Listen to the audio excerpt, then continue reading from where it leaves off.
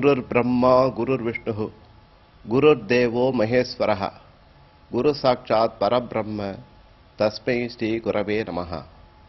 ஓம் ஸ்தாபகாய ச தர்மஸ்ய சர்வதர்மஸ்வரூபிணே அவதார வரிஷ்டாய ராமகிருஷ்ணாய தே நமः. கங்கா தரங்க ரமணீய ஜடாகலாபம் கௌரி நிரந்தர விபூஷித வாமபாகம் நாராயண பிரிய மனங்க மதாபகாரம் வாராணசி புரபதிம் பஜ விஸ்வநாதம்.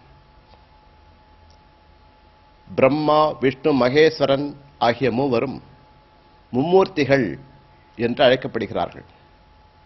இவர்களில் பிரம்மாவின் நிரந்தர இருப்பிடம் பிரம்மலோகம், விஷ்ணுவின் நிரந்தர இருப்பிடம் வைகுண்டம், சிவபெருமானின் நிரந்தர இருப்பிடம் கைலாயம்.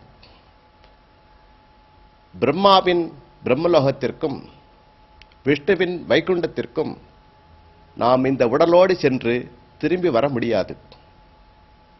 இந்த உடலோடு சென்று திரும்பி வரும் வகையில் இந்த உலகத்தில் இருப்பது கைலாயம். கைலாயம் இரண்டு பிரிவுகளை கொண்டது.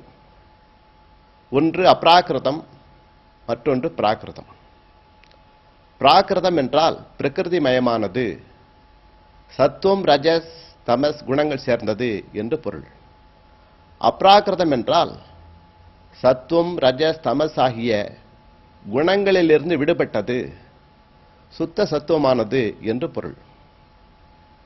நாம் கைலாயத்தை சென்று தரிசிக்கும் போது பிராகிருத கைலாயத்தை தான் தரிசிக்கிறோம். நமது ஸ்தூல கண்களுக்கு பிரகிருதிமயமான கைலாயம் தென்படுகிறது. அனுபூதிமான்கள் அப்ராகிருதமான கைலாயத்தை அனுபூதியில் உணர்கிறார்கள். சிவபெருமான் பற்றிய கருத்து என்று தோன்றியதோ அன்றே கைலாயம் பற்றிய கருத்தும் உலகில் தோன்றிவிட்டது. உலகின் தாய் தந்தையாக விளங்கும் பார்வதி பரமேஸ்வரர்களின் நித்திய இருப்பிடமாக கைலாயம் விளங்குகிறது.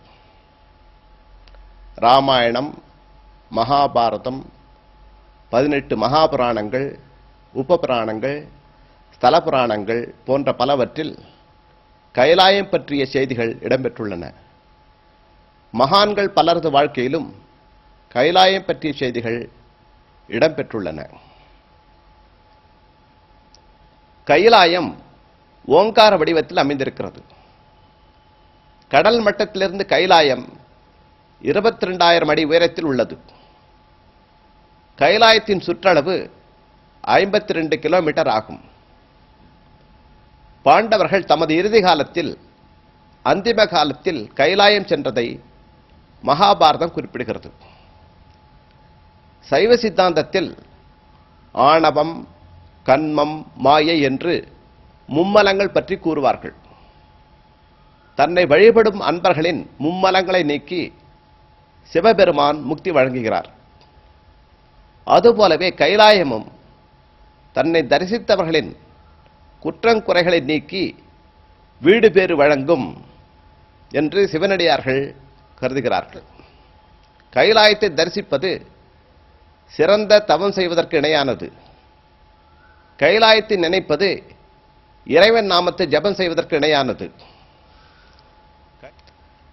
கைலாயத்தை தரிசித்தாலும் பலம் வந்தாலும் ஒருவனின் கடந்த கால பாவங்கள், நிகழ்கால பாவங்கள், எதிர்கால பாவங்கள் நீங்கி அவன் முக்தி பெறுவதற்கு தகுதி வாய்ந்தவனாக ஆகிவிடுகிறான் என்று திபேத்திய நூல்கள் கூறுகின்றன.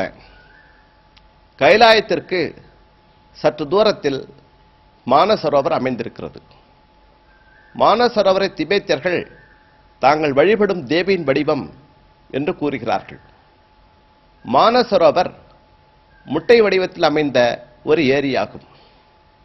மானசரோவர், மானசவாபி, மானச தடாகம், மானச ஏரி ஆகிய பெயர்களால் மானசரோவர் ஏரி அழைக்கப்படுகிறது. மானசரோவரில் சிவபெருமான் முனிவர்களுக்கு ஸ்வர்ணலிங்க வடிவத்தில் காட்சி தந்தார் என்று கூறப்படுகிறது. மானசரோவரின் நீரை ஒருவன் அருந்தினாலும், மானசரோவரின் மண்ணை ஒருவன் ஸ்பரிசித்தாலும் அவனுக்கு முக்தி நிச்சயம் கிடைக்கும் என்பது இந்துக்களின் நம்பிக்கையாகும். உலகிலேயே மிகவும் தூய்மையான நீர் மானசரோவர் தான். மனிதர்களின் மனம் எந்த அளவுக்கு தூய்மையாக இருக்க வேண்டும் என்பதற்கு அடையாளமாக மானசரோவர் விளங்குகிறது. மானசரோவர் நிறைய பக்தர்கள் பிரசாதமாக கொண்டு வருகிறார்கள்.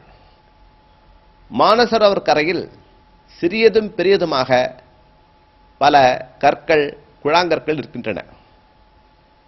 இவற்றை கற்கள் என்றும் குழாங்கற்கள் என்றும் சொல்லாமல் மூர்த்தங்கள் என்று சொல்வது மரபு. மானசரோவர் கரையில் உள்ள ஒவ்வொரு மூர்த்தமும் சிவபெருமானாக கருதப்படுகிறது. மானசரோவர் கரையில் உள்ள ஒவ்வொரு மூர்த்தமும் மந்திர சக்தி வாய்ந்தவை. மானசரோவருக்கு செல்லும் அன்பர்கள் மானசரோவர் மண்ணையும் மானசரோவர் மூர்த்தங்களையும் பிரசாதமாக கொண்டு வருவது வழக்கம். கைலாயத்திற்கு செல்ல வேண்டும் என்ற எண்ணம் பல பிறவிகளில் ஒருவருக்கு இருந்திருக்கும். அது இந்த பிறவியில் நிறைவேறுவதாக இருக்கும்.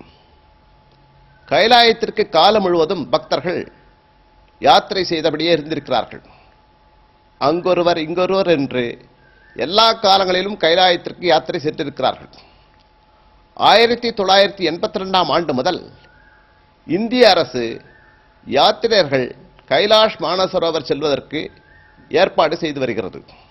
ஜூன், ஜூலை, ஆகஸ்ட், செப்டம்பர் ஆகிய 4 மாதங்களில்தான் கைலாயத்திற்கு யாத்திரை செல்ல முடியும். நாங்கள் சென்னை ராமகிருஷ்ண மடத்தின் பக்தர்கள் 20 பேர் 1998ஆம் ஆண்டு கைலாஷ் மானசரோவர் யாத்திரை மேற்கொண்டோம். 1998ஆம் ஆண்டு மே மாதம் 14ஆம் தேதி சென்னையிலிருந்து புறப்பட்டு வாராணசி, காட்மாண்டு வழியாக கைலாஷ் மானசரோவர் சென்று ஜூன் மாதம் 24ஆம் தேதி மீண்டும் சென்னை திருப்பினோம். 40 நாட்கள் கொண்டதாக எங்கள் கைலாஷ் யாத்திரை அமைந்தது.